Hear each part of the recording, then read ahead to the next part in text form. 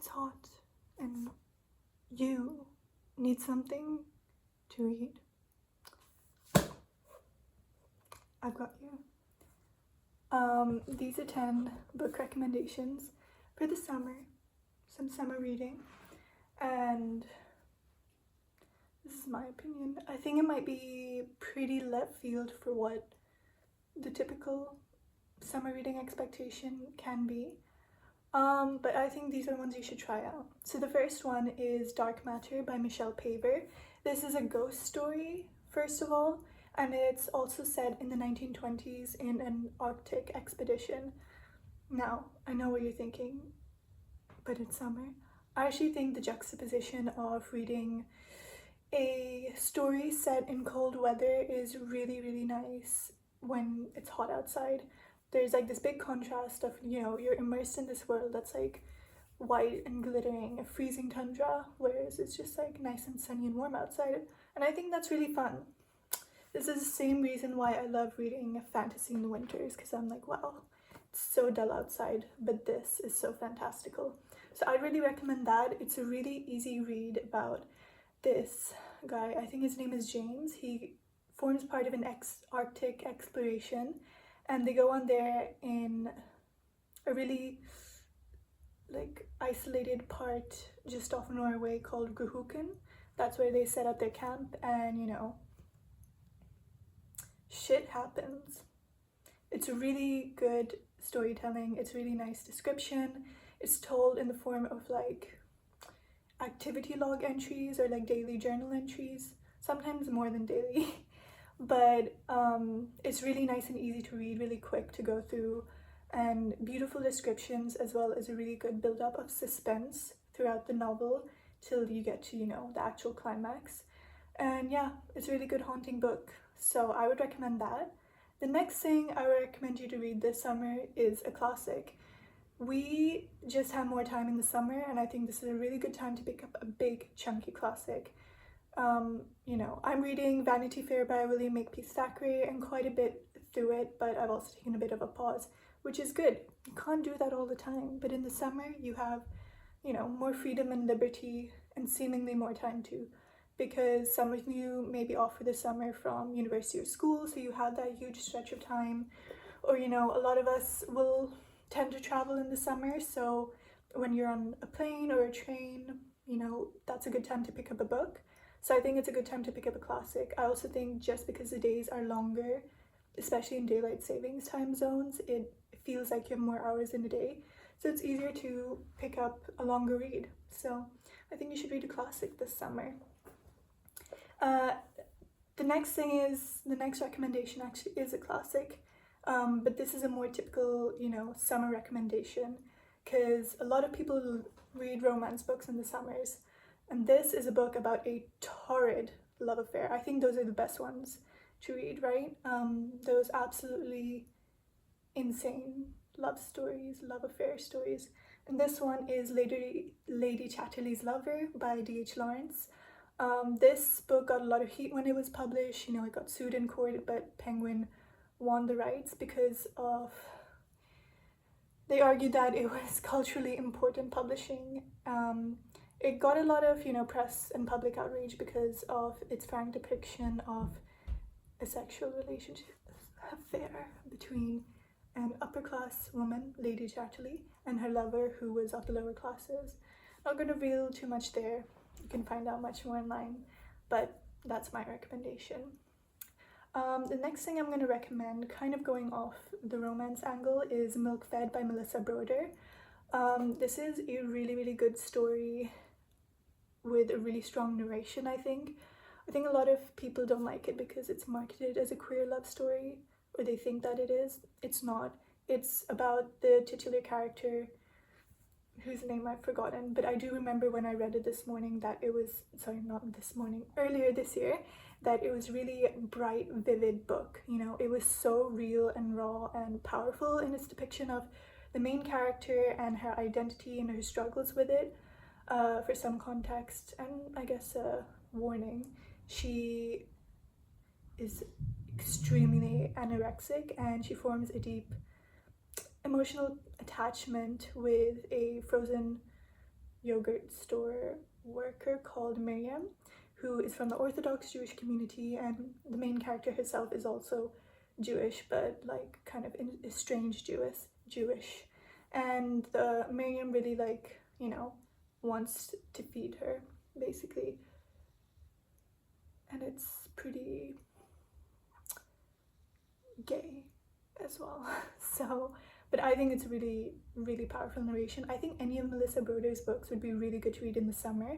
I think The Pisces Lover would also be really enjoyable, but I'm not going to recommend that one, even though you should read it.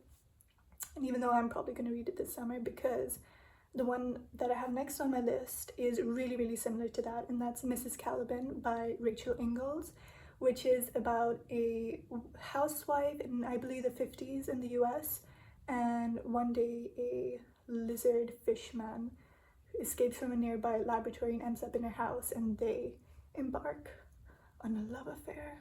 And I feel like that's quite similar to what's happening in The Pisces Lover, and I wouldn't be surprised if that was the inspiration for Melissa Broder. But Mrs. Caliban is quite a short book, and yeah, it's a really easy read, and again, a torrid love affair.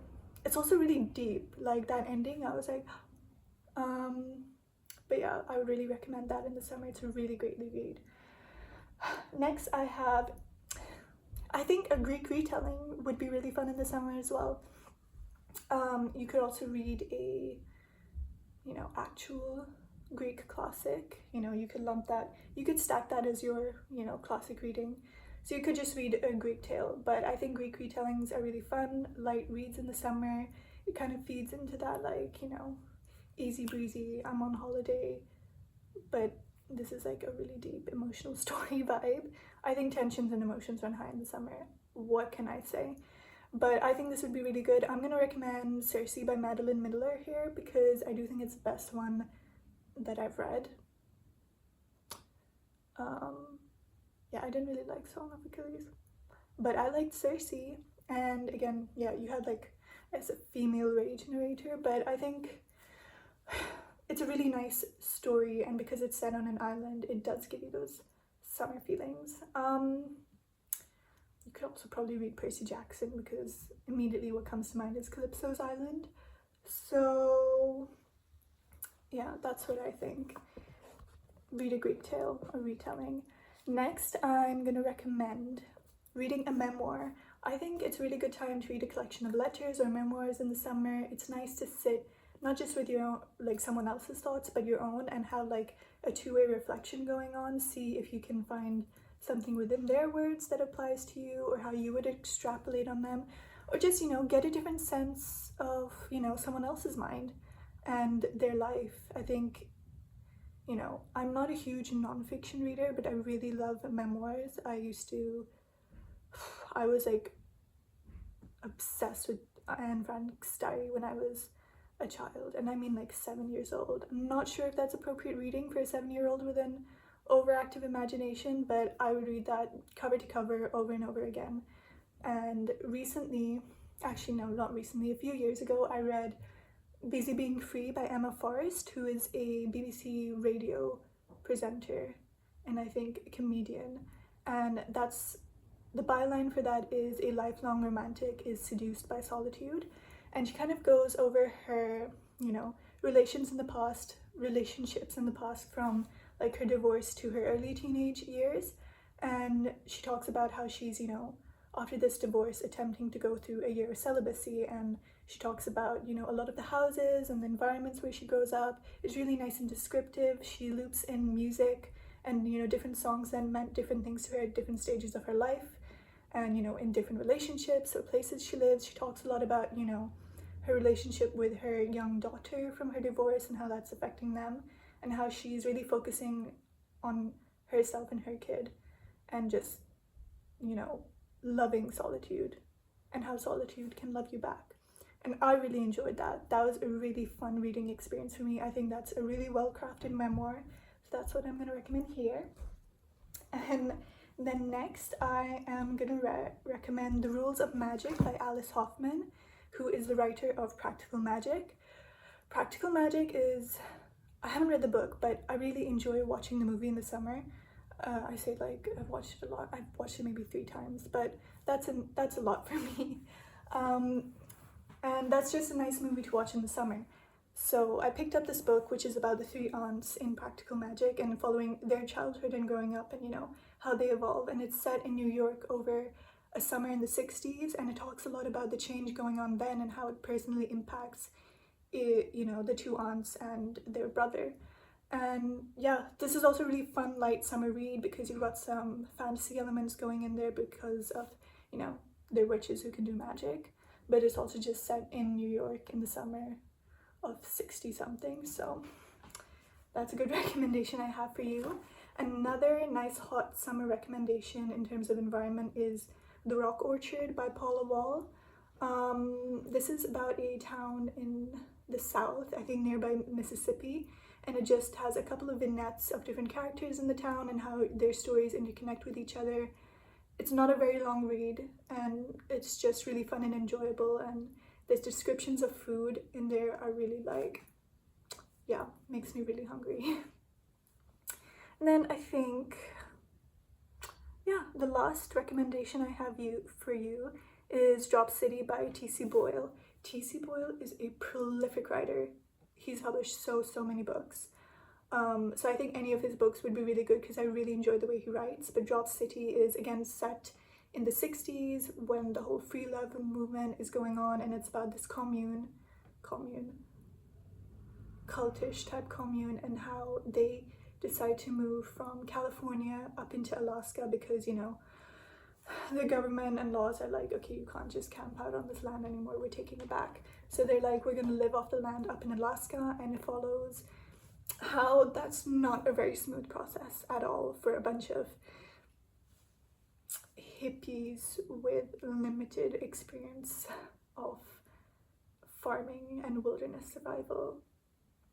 And yeah, it's really good. Made me want to read a lot more T.C. Boyle books afterwards, but that I would really recommend, as well as any other T.C. Boyle. I think they're all good, light, fun books for the summer. So those are my recommendations. I hope you read them, and I hope you like them.